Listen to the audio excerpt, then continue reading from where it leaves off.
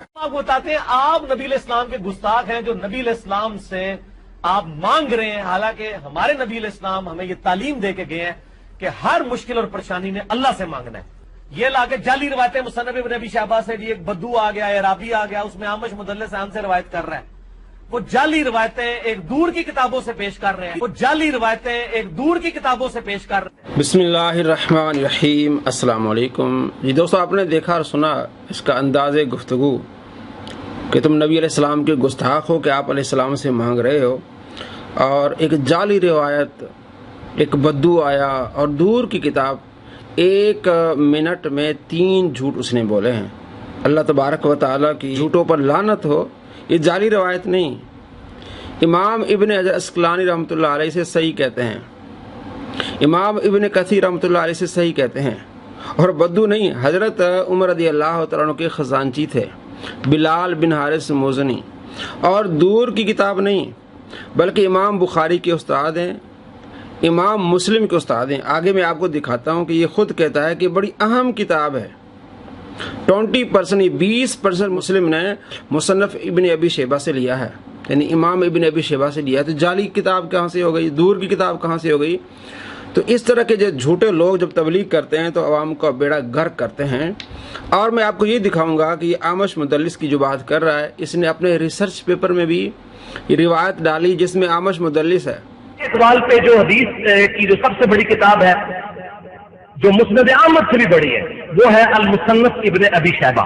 یہ سب سے بڑی حدیث اور آثار کی کتاب ہے، 38,000 احادیث اور آثار ہیں مصنف ابن ابی شیبہ میں۔ یہ کوئی عام آدمی نہیں ہے، امام بخاری اور امام مسلم کے استاد ہیں۔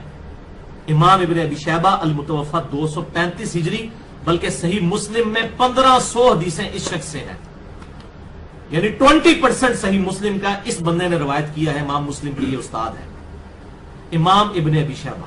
جی دوستو، آپ نے خود دیکھا کہ کس طرح تعریف کر رہا ہے مصنف ابن ابی شیبہ کی، کہ مسند احمد سے بھی بڑی کتاب ہے، امام بخاری کے استاد ہیں، امام مسلم کے استاد ہیں، 20% امام مسلم نے ان سے لیا ہے، تو یہ دور کی کتاب کیسے ہوگی؟ کتنا بڑا جھوٹا ہے۔ اور اب میں آپ کو آگے دکھانے والا ہوں کہ اس کے ریسرچ پیپر واقعہ کربلا کا حقیقی پس منظر، اس میں 68 نمبر جو روایت ہے اس میں عامش مدلس ہے۔ جب اس سے پوچھا جاتا ہے جناب آپ نے بھی ضعیف روایات اپنے ریسرچ پیپر میں ڈالی ہیں، تو کس طرح جواب دیتا ہے؟ بھائی آپ نے اکثر کافی دفعہ آپ 5 جو اپنا ریسرچ پیپر ہے وہ اکثر دکھا رہے ہوتے ہیں، اعتراض یہ بھی آتا ہے اس میں ضعیف روایتیں ڈالی ہوئی ہیں آپ نے۔ ضعیف روایتیں، ہم یہ کہتے ہیں کہ اس 5 ریسرچ پیپر میں کوئی ایک روایت ایسی دکھائیں جس کو دور حاضر میں کسی محدث نے صحیح نہ کہا ہو، کہ میں نے علم کو ایک جگہ یکجا کیا ہے۔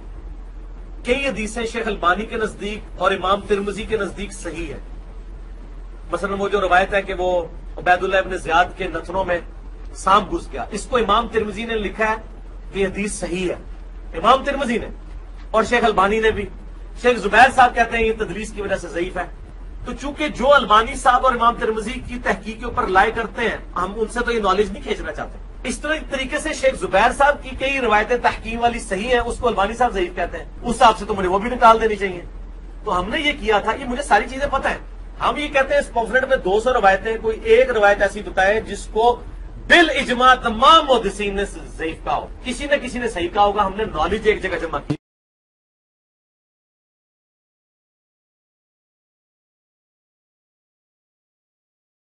جی دوستو، آپ نے اس کی ڈرامے بازی دیکھی جناب۔ اس ریسرچ پیپر میں کوئی ایسی روایت نہیں جس پہ تمام محدثین متفق ہوں کہ جناب یہ جو روایت ضعیف ہے، تو ہم نے علم کو یکجا کیا ہے۔ جھوٹے انسان، کیا اس روایت کو تمام محدثین نے ضعیف کہا ہے؟ ابن حجر عسقلانی رحمۃ اللہ علیہ وہ صحیح کہتے ہیں، امام ابن کثیر صحیح کہتے ہیں، البانی کی کیا حیثیت ہے ان کے سامنے؟ اور جو آپ اپنے ریسرچ پیپر میں لائے ہیں عامش مدلس انسی روایت کر رہا ہے، وہ جعلی کیوں نہیں ہے؟ اور ایک اور تحقیقی بات یہ ہے کہ امام ذہبی رحمۃ اللہ علیہ اپنی کتاب میزان الاعتدال میں لکھا ہے کہ عامش اگر ابو صالح اپنے استاد سے روایت لے تو پھر تدریس والا مسئلہ نہیں رہتا، سماع کی تصریح سمجھو کہ موجود ہے۔ یہ میزان الاعتدال جلد نمبر 3 اور صفحہ نمبر اس کا ہے 316، کہ اس روایت کو ہم ضعیف نہیں کہیں گے کتنا جھوٹا انسان ہے کہ جناب علی وہ جعلی روایت ہے. اور امام ابن حجر اسقلانی رحمۃ اللہ علیہ طبقات المدلسین کتاب لکھی ہے. انہیں پتا ہے کہ مدلس کون ہوتا ہے اور کس مدلس سے روایت لینا جائز ہے اور وہ روایت صحیح ہوتی ہے. اور اس نے جو اپنے ریسرچ پیپر میں روایت لکھی ہے وہ 3780. اس میں اعمش جو ہے وہ عمارہ بن عمیر سے روایت کر رہے ہیں, ابو صالح سے روایت نہیں کر رہے ہیں.